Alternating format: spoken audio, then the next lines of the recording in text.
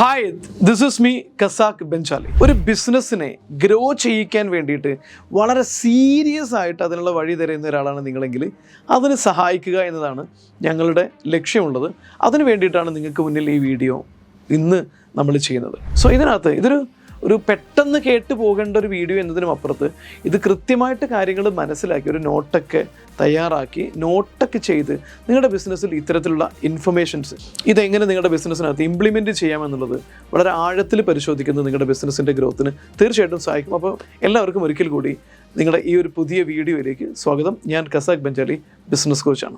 So ഇന്ന് നമ്മൾ discuss ചെയ്യാൻ പോകുന്നത് ഒരു ബിസിനസ്സിലെ ഏറ്റവും വലിയ കോമ്പറ്റീറ്റർ ആരാണ്. ഞാൻ പലപ്പോഴും എൻ്റെ ട്രെയിനിങ് സെഷനൊക്കെ നടക്കുന്ന സമയത്ത് ഓൺട്രപ്രണേഴ്സിനോട് പറയാറുണ്ട്, നിങ്ങളുടെ ബിസിനസ്സിലെ കോമ്പറ്റീറ്റേഴ്സിൻ്റെ പേരൊന്ന് പറയൂ. ഏറ്റവും ടോപ്പിലുള്ളൊരു 5 കോമ്പറ്റീറ്ററുടെ പേര് എഴുതാൻ പറയും. സോ അപ്പോൾ അവർ ഓരോ ആളുകളുടെ പേര് പറഞ്ഞു തരും. ABC, XYZ എന്നൊക്കെ പറഞ്ഞുകൊണ്ട് ഓരോരുത്തർ അവരുടെ മുൻപിലുള്ള അവരുടെ കൺമുമ്പിലുള്ള ഓരോ കോമ്പറ്റീറ്റേഴ്സിൻ്റെ പേര് പറയും. പക്ഷേ ഞാൻ ഇതൊക്കെ കേട്ട് കഴിഞ്ഞതിന് ശേഷം ഞാൻ പറയും, ഈ കോമ്പറ്റീറ്ററൊക്കെ ആക്ച്വലി കുറേ കഴിഞ്ഞിട്ടുള്ള കോമ്പറ്റീറ്ററാണ്. നിങ്ങളുടെ യഥാർത്ഥ കോമ്പറ്റീറ്റർ ആരാണ് എന്ന് നിങ്ങൾക്ക് അറിയാമെന്ന് ചോദിക്കും. അപ്പോൾ അവർ പറയും അറിയില്ല. എന്നാൽ ഇന്ന് നമ്മൾ ഡിസ്കസ് ചെയ്യാൻ പോകുന്നത് നിങ്ങളുടെ കോമ്പറ്റീറ്റർ ആരാണെന്ന് നിങ്ങൾ ഓൾറെഡി മനസ്സിൽ വന്നിട്ടുണ്ടെങ്കിൽ അതിനേക്കാളും വലിയൊരു കോമ്പറ്റീറ്റർ നിങ്ങൾക്കുണ്ട് നിങ്ങളുടെ ബിസിനസ്സിൽ. നിങ്ങളുടെ ബിസിനസ്സിൻ്റെ വളർച്ചയ്ക്ക് തടസ്സമായി നിൽക്കുന്ന, നിങ്ങളുടെ ബിസിനസ്സിൻ്റെ കസ്റ്റമേഴ്സിനെ കൊണ്ടുവരാതിരിക്കുന്ന ഏറ്റവും വലിയ നിങ്ങളുടെ ബിസിനസ്സിലെ ഏറ്റവും വലിയ കോമ്പറ്റീറ്ററെ ആരാണെന്നും ആ കോമ്പറ്റീഷനെ നമ്മൾ എങ്ങനെയാണ് തോൽപ്പിക്കേണ്ടതെന്നുമാണ് ഇന്ന് നമ്മൾ ഡിസ്കസ് ചെയ്യാൻ പോകുന്നത്. അതാണ് നമ്മുടെ ഇന്നത്തെ ടോപ്പിക്. ആ കോമ്പറ്റീറ്റർക്ക് പറയുന്ന പേരാണിത്. സോ ആ കോമ്പറ്റീറ്ററാണ് ഞാനിവിടെ എഴുതി വയ്ക്കാൻ പോകുന്നത്. നിങ്ങളുടെ ഏറ്റവും വലിയ കോമ്പറ്റീറ്ററുടെ പേര് ചേഞ്ച് എന്നാണ്. നമ്മൾ ബിസിനസ്സിനകത്ത് നേരിടാൻ പോകുന്ന ഏറ്റവും വലിയ കോമ്പറ്റീഷൻ എന്ന് പറയുന്നത് ചേഞ്ചാണ്. ഇത് പലതരത്തിലുള്ള ചേഞ്ച്. ഏതൊക്കെ ടൈപ്പിലാണ് നമുക്ക് ചേഞ്ച് വരാൻ പോകുന്നത്? യെസ്, ഒന്ന് കസ്റ്റമർ ചേഞ്ച് ആവും. എന്ന് വെച്ച് കഴിഞ്ഞാൽ നിങ്ങളുടെ പ്രോഡക്റ്റ് വാങ്ങിച്ചുകൊണ്ടിരുന്ന കസ്റ്റമറുടെ ജീവിതത്തിൽ മാറ്റങ്ങൾ സംഭവിക്കും. അയാളുടെ റിക്വയർമെൻറ്റിൽ മാറ്റം സംഭവിക്കും. അയാളുടെ ജീവിത ശൈലിയിൽ മാറ്റം സംഭവിക്കും. സ്വാഭാവികമായിട്ടും കസ്റ്റമറുടെ ബിഹേവിയർ ചേഞ്ച് ആവും. അപ്പോൾ ഒരുപക്ഷെ നമ്മുടെ ചില പ്രോഡക്റ്റുകൾ കസ്റ്റമർക്ക് ആവശ്യമില്ലാണ്ട് വരും.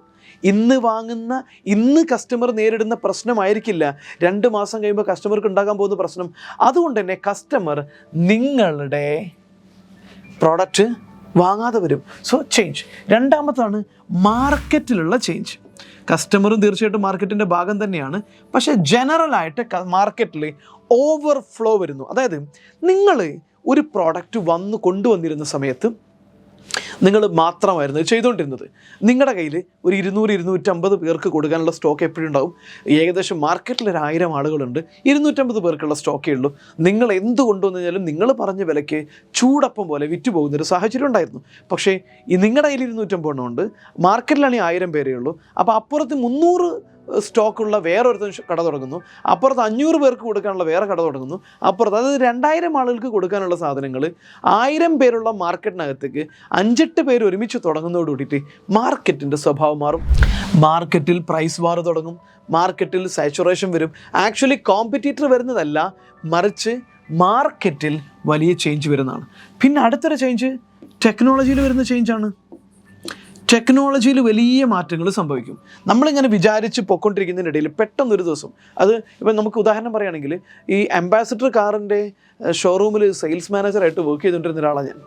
സെയിൽസ് മാനേജറായിട്ട് ഞാൻ എൻ്റെ 2ാമത്തെ ജോലിക്ക് ഞാൻ കയറുന്നത്. സോ ഈ കയറിയ സമയത്ത് ഇറ്റ് വാസ് വെരി ഹാർഡ്. അത് വളരെ പ്രയാസമുള്ളൊരു സെല്ലിംഗ് ആയിരുന്നു. അപ്പോൾ അന്ന് അംബാസഡർ ഏകദേശം അവസാനിച്ച് തുടങ്ങിയിട്ടുണ്ട്. ഇൻഡിക്കയും മറ്റു കാറുകളൊക്കെ ടാക്സി സെഗ്മെൻറ്റിനെ പിടിച്ചെടുക്കുകയും കുറച്ചും കൂടെ കോസ്റ്റ് എഫക്റ്റീവാണ്, കുറച്ചും കൂടെ ആളുകൾക്ക് യാത്രാ കംഫർട്ട് കൊടുക്കുന്ന ഒരു കാലം. മറ്റു പല വണ്ടികളും ഇന്നോവയൊക്കെ വന്നിട്ടുണ്ട്. ആ ഒരു കാലഘട്ടത്തിലാണ് ഈ അംബാസഡർ കാറ് ഞാൻ വർക്ക് ചെയ്യാൻ തുടങ്ങുന്നത്. അപ്പോൾ നമ്മുടെ കസ്റ്റമേഴ്സിൻ്റെ അടുത്തേക്ക് പോകുന്ന സമയത്ത് മുൻകാലങ്ങളിലെ യങ് ഏജുള്ള ഒരാളും നമ്മുടെ പ്രൊഡക്റ്റ് വാങ്ങിക്കുന്നില്ല. അത് 40 വയസ്സിന് താഴെയുള്ള ഒരാളുടെയും പ്രിഫറൻസിൽ, ഈവൻ ടാക്സി ഡ്രൈവറുടെ പ്രിഫറൻസിൽ പോലും അംബാസഡർ കാർ വാങ്ങിച്ച് കളയാമെന്നൊരാഗ്രഹം പോലും ഇല്ല.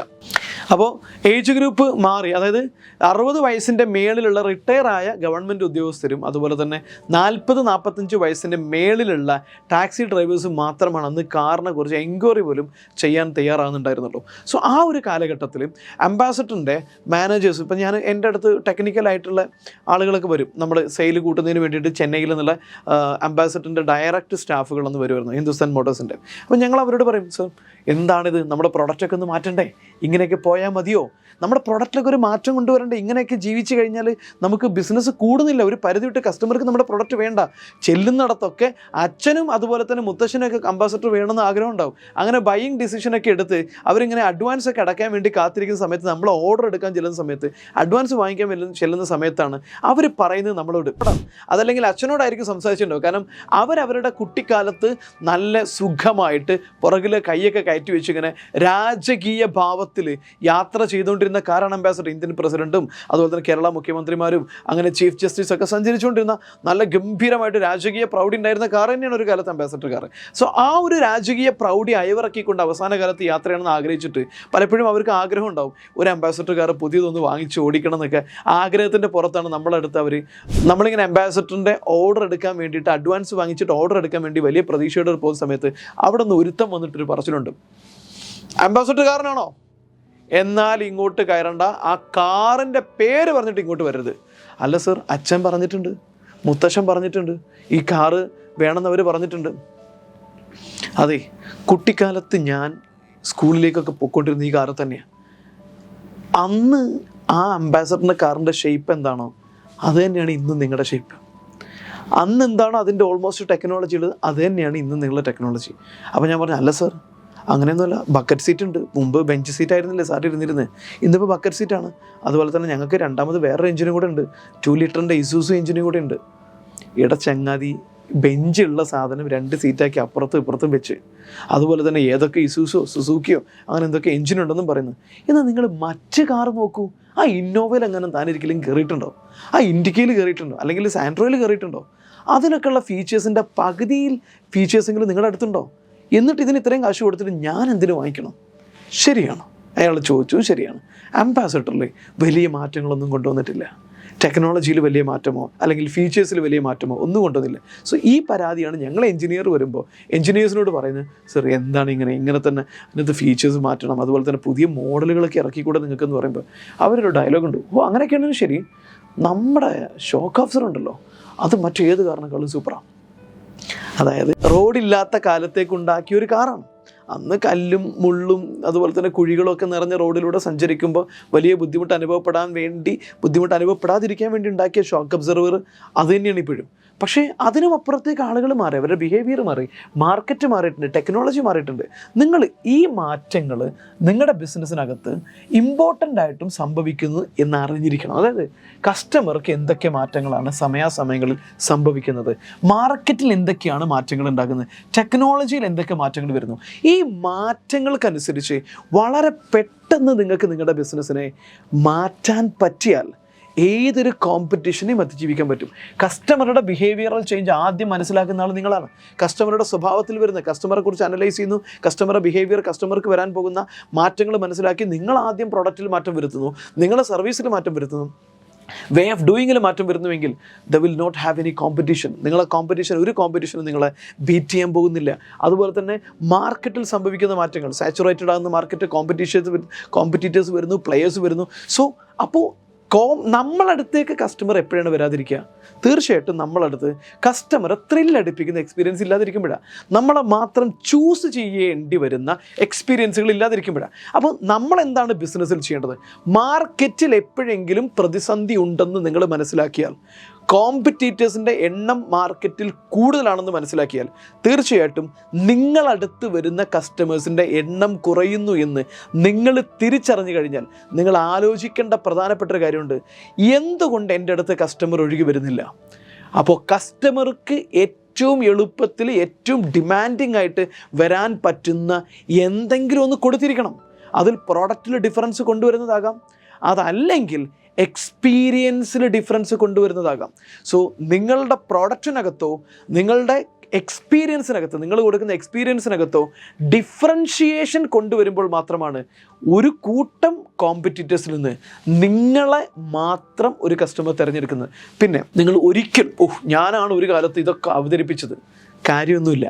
ഒരു കാലത്ത് നിങ്ങൾ അവതരിപ്പിച്ചു, പക്ഷേ അടുത്ത 6 മാസം കഴിയുമ്പോഴേക്കും നിങ്ങൾ കൊണ്ടുവന്ന ഇതേ സാധനം ഇഷ്ടം പോലെ ആളുകൾ കൊണ്ടുവരുന്നതോടുകൂടി നിങ്ങൾ വീണ്ടും മാർക്കറ്റിൽ ഇറലവൻ്റ് ആണ്. അപ്പോൾ കണ്ടിന്യൂസ് ആയിട്ട് മാർക്കറ്റിൽ നിങ്ങൾ ന്യൂ എന്ന് പറയുന്ന, നിങ്ങൾ ന്യൂ എക്സ്പീരിയൻസ്, ന്യൂ പ്രോഡക്റ്റ് ഒരു ന്യൂ എക്സ്പീരിയൻസ് കൊണ്ടുവരുന്ന ആളാവാൻ നിങ്ങൾക്ക് പറ്റണം. നമുക്ക് പറ്റുമ്പോഴാണ് കസ്റ്റമേഴ്സ് നമ്മുടെ അടുത്ത് നിരന്തരമായിട്ട് ആവർത്തിച്ച് വരുന്നത്. അതുപോലെ തന്നെ ടെക്നോളജിയും ഈ പറയുന്ന പോലെ തന്നെ ഏറ്റവും അഡ്വാൻസ്ഡ് ആയ ടെക്നോളജി ആരുടെ അടുത്താണുള്ളത്, എവിടെയാണ് കിട്ടുന്നത്, എങ്ങനെ നിങ്ങൾക്ക് അതിലേക്ക് ഗ്രാബ് ചെയ്യാം, എങ്ങനെ അതിലേക്ക് നിങ്ങൾക്ക് സ്വിച്ച് ചെയ്യാൻ പറ്റും, ഇതിനെക്കുറിച്ച് കൃത്യമായിട്ട് നിങ്ങൾ അനലൈസ് ചെയ്തിരിക്കണം. കാരണം ഈ പറയുന്ന ചേഞ്ചിനെ നമ്മൾ മനസ്സിലാക്കിയില്ലെങ്കിൽ, അതായത് ക്ലയൻറ്റിൽ ചേഞ്ച് വരുന്നുണ്ട്, സെയിൽസ് ചെയ്യുന്ന രീതിയിൽ വരുന്നുണ്ട്, മാർക്കറ്റിങ്ങിൽ ചേഞ്ച് വരുന്നുണ്ട്. മുൻകാലങ്ങളിൽ മാർക്കറ്റ് ചെയ്ത പോലെ ഒന്നുമല്ല ഇന്ന് നമ്മൾ മാർക്കറ്റ് ചെയ്യുന്നത്. അതിങ്ങനെ മാറി വന്നുകൊണ്ടിരിക്കുക. ഏതൊക്കെ ടെക്നോളജിയിലേക്കാണ്, ഏതൊക്കെ ആപ്പിലേക്കാണ് ആളുകൾ പോകുന്നത്, എവിടെയാണ് അവർ സമയം സ്പെൻഡ് ചെയ്യുന്നത്, ഇതിനനുസരിച്ച് മാറിക്കൊണ്ടിരിക്കുക. ഉദാഹരണം പറഞ്ഞു കഴിഞ്ഞാൽ ആണെങ്കിൽ തീർച്ചയായിട്ടും ഏജ് ഗ്രൂപ്പ് 25 വയസ്സാണെന്ന് വിചാരിക്കുക. സോ 15 വർഷം മുമ്പ് നിങ്ങൾ ഈ ബിസിനസ് തുടങ്ങിയ സമയത്ത് 25 വയസ്സ്, 20-നും 25-നും ഇടയിലുള്ള ആളുകൾക്ക് വേണ്ടിയിട്ടുള്ള ഏജ് ഗ്രൂപ്പിന് വേണ്ടിയിട്ടുള്ള ബിസിനസ്സാണ് നിങ്ങൾ തുടങ്ങിയത്. സ്വാഭാവികമായിട്ടും 15 വർഷം മുൻപ് അവരെല്ലാവരും സമയം സ്പെൻഡ് ചെയ്യുന്ന ഒന്നുകിൽ പുറത്ത്, അതല്ലെങ്കിൽ ഫേസ്ബുക്കിലായിരുന്നു. അത് കഴിഞ്ഞപ്പോൾ ഫേസ്ബുക്കിലും വാട്സപ്പിലുമാണ് ഈ ഏജ് ഗ്രൂപ്പുകാർ പ്രധാനമായിട്ടും സമയം സ്പെൻഡ് ചെയ്തുകൊണ്ടിരിക്കുന്നത്. ഫേസ്ബുക്ക്, അതുപോലെ തന്നെ വാട്സപ്പ്, ഇവിടെയാണ് സമയം സ്പെൻഡ് ചെയ്തുകൊണ്ടിരിക്കുന്നത്. പക്ഷേ ഇവർ ഏജ്ഡായി ഇവരിപ്പോഴും ഫേസ്ബുക്കും വാട്സപ്പും 40-45 വയസ്സായിരിക്കും ചിലപ്പോൾ അവർക്കുണ്ടാവുക. അവരുടെ പ്രധാനപ്പെട്ട സോഷ്യൽ മീഡിയ പ്ലാറ്റ്ഫോം ഇപ്പോഴും ഫേസ്ബുക്ക് ആയിരിക്കും, ഇൻസ്റ്റാഗ്രാം ആയിരിക്കും. പക്ഷേ നിങ്ങളുടെ ഏജ് ഗ്രൂപ്പ് മാറ്റം വരുന്നില്ല. നിങ്ങളുടെ ഏജ് ഗ്രൂപ്പ് ഇന്നുള്ളത് വേറെ പ്ലാറ്റ്ഫോമിലായിരിക്കും, ഇൻസ്റ്റാഗ്രാമിലായിരിക്കും, അതല്ലെങ്കിൽ വേറെ എവിടെയെങ്കിലും ആയിരിക്കും. സോ നിങ്ങളുടെ കസ്റ്റമർ ഏജ് ഗ്രൂപ്പ് ഇന്ന് എവിടെയാണ്, ഏറ്റവും ലേറ്റസ്റ്റ് എവിടെയാണ്, ഇത് നിങ്ങൾ അനലൈസ് ചെയ്യുക എന്നുള്ളത് നിങ്ങളുടെ ഉത്തരവാദിത്തമാണ്. ആ ഉത്തരവാദിത്തം നിറവേറ്റി കഴിഞ്ഞാൽ ഈ വലിയ കോമ്പറ്റീഷനെ നമുക്ക് എന്ത് ചെയ്യാൻ പറ്റും, ബിസിനസ്സിൽ തോൽപ്പിക്കാൻ പറ്റും. തോൽപ്പിക്കണമെങ്കിൽ നമ്മൾ വളരെ എഫിഷ്യൻ്റായിട്ട് ബിസിനസ്സിൻ്റെ ചേഞ്ചിനെ മാനേജ് ചെയ്യാൻ പറ്റുന്ന ആളുകളായിരിക്കണം. മാർക്കറ്റിങ്ങിൽ ചേഞ്ച് വരുന്നുണ്ട്, അതുപോലെ തന്നെ നിങ്ങൾ ചെയ്യുന്ന ബിസിനസ് വേ ഓഫ് ഡൂയിങ്ങിൽ ഇതെല്ലാം ചേഞ്ച് സംഭവിച്ചുകൊണ്ടിരിക്കുന്നു. ഒരു കാലത്ത് നമ്മൾ ഭയങ്കര സൂപ്പറായിരുന്നു എന്നതുകൊണ്ട് പറഞ്ഞിട്ടൊന്നും കാര്യമില്ല. നമ്മൾ കാലാകാലങ്ങളിൽ നമ്മുടെ ബിസിനസ്സിനകത്ത് നമ്മൾ വലിയ മാറ്റങ്ങൾ കൊണ്ടുവന്നില്ലെങ്കിൽ നമ്മുടെ ബിസിനസ്സിലെ മാറ്റം അക്സെപ്റ്റ് ചെയ്യാതിരിക്കുക എന്ന് പറയുന്നത് തന്നെയാണ് ഏറ്റവും വലിയ ചേഞ്ച്. നമുക്കറിയാം നോക്കിയയുടെ കേസ് എന്താ സംഭവിച്ചത്, നോക്കിയയ്ക്ക് എന്താണ് സംഭവിച്ചത് നമുക്കറിയാം അല്ലേ.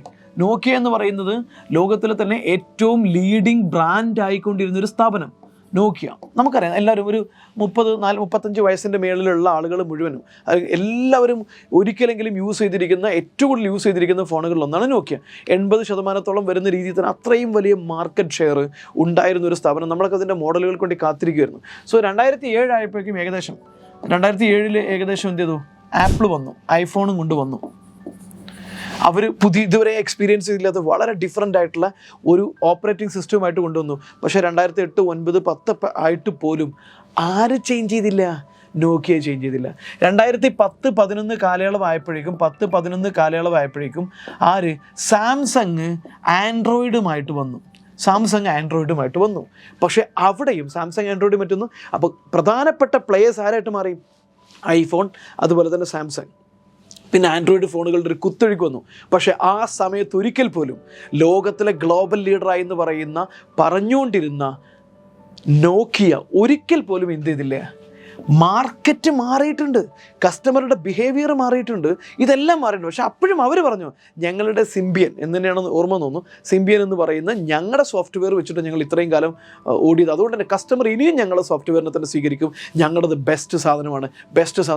എനിക്ക് എൻ്റെ സാധനം ബെസ്റ്റാണെന്ന് തോന്നിയതുകൊണ്ട് കാര്യമില്ല, മാർക്കറ്റിന് തോന്നണം. നിങ്ങൾ ഉണ്ടാക്കുന്ന പ്രോഡക്റ്റ് നിങ്ങൾക്ക് സൂപ്പറാണ്, നിങ്ങൾക്ക് മികച്ചതാണ്, നിങ്ങൾക്കത് അടിപൊളിയാണ് എന്ന് തോന്നിയതുകൊണ്ട് കാര്യമില്ല. മാർക്കറ്റിന് അത് സൂപ്പറാണെന്ന് തോന്നണം. മാർക്കറ്റിന് ഇതാണ് ഏറ്റവും ബെസ്റ്റ് തോന്നുന്നിടത്ത് മാത്രമാണ് നിങ്ങളുടെ ബിസിനസ്സിൻ്റെ നിലനിൽപ്പില്ലത്. നിങ്ങൾക്ക് നല്ലതാണെന്ന് തോന്നിയ സാധനം മാർക്കറ്റിന് മികച്ചതാണെന്ന് തോന്നിയില്ലെങ്കിൽ നോക്കിയ ഫോണിൻ്റെയും ബ്ലാക്ക്ബെറിയുടെയും ഗതികേട് തന്നെ വരും. അവരവർക്ക് തോന്നും ഇത് ഭയങ്കര സൂപ്പറാണ്, പക്ഷേ മാർക്കറ്റ് അത് ഔട്ട്ഡേറ്റഡ് ആയിരിക്കും. മാർക്കറ്റിൽ നിങ്ങളുടെ പ്രോഡക്റ്റ് ഔട്ട്ഡേറ്റഡ് ആണെങ്കിൽ നിങ്ങൾക്ക് സർവൈവ് ചെയ്യാൻ പറ്റില്ല. സോ മൈ ഡിയർ ഫ്രണ്ട്സ്, ഒരു ബിസിനസ്സിലെ കോമ്പറ്റീഷൻ എന്ന് പറയുന്നത് നിങ്ങളുടെ ചുറ്റും കാണുന്ന നിങ്ങളുടെ കൂടെ കളിക്കുന്ന ആളുകളോ അല്ലെങ്കിൽ കൂടെ ബിസിനസ് ചെയ്യുന്ന ആളുകളോ ഒന്നുമല്ല. നിങ്ങളുടെ ആദ്യത്തെ കോമ്പറ്റീഷൻ എന്ന് പറയുന്നത് അത് ചേഞ്ചാണ്. ആ ചേഞ്ചിൻ്റെ ഒരു പാർട്ട് മാത്രമാണ് നിങ്ങളുടെ ചുറ്റുമുള്ള ഈ പ്ലെയേഴ്സ് എന്ന് പറയുന്നത്. ആ ചേഞ്ചിനെ തോൽപ്പിക്കാൻ വേണ്ടി അപ്ഡേറ്റഡ് ആയിരിക്കുക.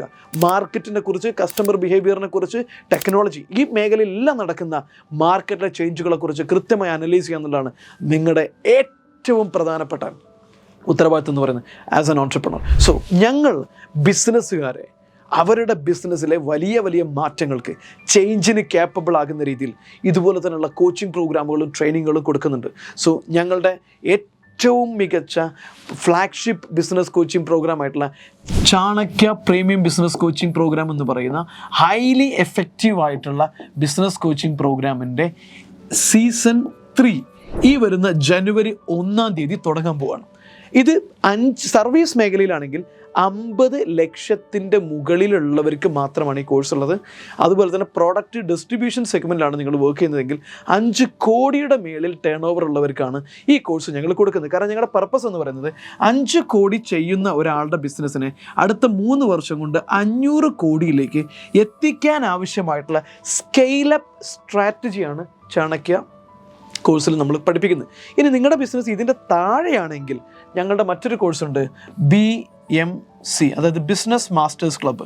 ഇത് ബിസിനസ്സിൻ്റെ തുടക്കക്കാർക്കുള്ളതാണ്. ബിസിനസ് തുടങ്ങുന്ന ആളുകൾ, അതുപോലെ തന്നെ ബിസിനസ്സിലേക്ക് കടക്കാൻ ആഗ്രഹിക്കുന്ന ആളുകൾ, ഓൾറെഡി അല്ലെങ്കിൽ 5 കോടിക്ക് താഴെ ബിസിനസ് ചെയ്യുന്ന പ്രോഡക്റ്റ് മേഖലയിൽ വർക്ക് ചെയ്യുന്ന ആളുകൾക്കും, അതുപോലെ തന്നെ സർവീസ് മേഖലയിലാണെങ്കിൽ 50 ലക്ഷത്തിൻ്റെ താഴെ ബിസിനസ് ചെയ്യുന്നവർക്കും വേണ്ടിയിട്ടുള്ളതാണ് ബിസിനസ് മാസ്റ്റേഴ്സ് ക്ലബ്ബ് എന്ന് പറയുന്നത്. ഇതും 1 വർഷം നീണ്ടു നിൽക്കുന്ന എക്സ്ക്ലൂസീവ് ആയിട്ടുള്ള കോച്ചിങ് പ്രോഗ്രാമാണ്. സോ ഇതിൻ്റെ പർപ്പസ് എന്ന് പറയുന്നത് ഒരു 50 കോടി മുതൽ 100 കോടി വരെ ടേൺ ഓവറിലേക്ക് നിങ്ങളുടെ ബിസിനസ്സിനെ അടുത്ത 3 മുതൽ 5 വർഷം കൊണ്ട് എത്തിക്കാനുള്ള സിസ്റ്റം ബിൽഡ് ചെയ്യുക, മാർക്കറ്റിംഗ് സ്ട്രാറ്റജി, പ്രൊഡക്റ്റ്, പ്രൈസിങ് എല്ലാം സെറ്റ് ചെയ്തിട്ട് ഒരു ഓട്ടോ പൈലറ്റ് ഓർഗനൈസേഷൻ ബിൽഡ് ചെയ്യുക എന്നുള്ളതാണ്. സോ ഞങ്ങളുടെ കൂടെ നിന്ന് നിങ്ങളുടെ ബിസിനസ്സിനെ 10 ഇരട്ടി ഗ്രോ ചെയ്യിക്കണമെന്ന് ആഗ്രഹമുണ്ടെങ്കിൽ, ബിസിനസ്സിനെ കുറിച്ച് ആഴത്തിൽ പഠിക്കുകയും നല്ലൊരു ടീമിനെ ബിൽഡ് ചെയ്യുകയും പ്രോസസ്സ് സെറ്റ് ചെയ്യണമെന്ന് ആഗ്രഹമുണ്ടെങ്കിൽ കൂടുതലൊന്നും ആലോചിച്ച് നിൽക്കേണ്ട. വീഡിയോയിൽ കാണുന്ന നമ്പറിൽ അല്ലെങ്കിൽ ഡിസ്ക്രിപ്ഷനിൽ കാണുന്ന നമ്പറിൽ ഇപ്പോൾ തന്നെ വിളിക്കുക, നിങ്ങളെ വാട്സപ്പിൽ കോൺടാക്റ്റ് ചെയ്യുക. ഞങ്ങളുടെ കോഴ്സിനെ കുറിച്ച് ഫുൾ ഡീറ്റെയിൽസ് അറിഞ്ഞു കഴിഞ്ഞാൽ മാത്രം നിങ്ങൾ ജോയിൻ ചെയ്താൽ മതി. ഈ വീഡിയോ നിങ്ങൾക്ക് ഉപകാരമായിട്ടുണ്ടെങ്കിൽ നിങ്ങളുടെ ബിസിനസ് ഗ്രൂപ്പിൽ ഷെയർ ചെയ്യാൻ മറക്കരുത്. This is me, Casac Benjali, the business coach.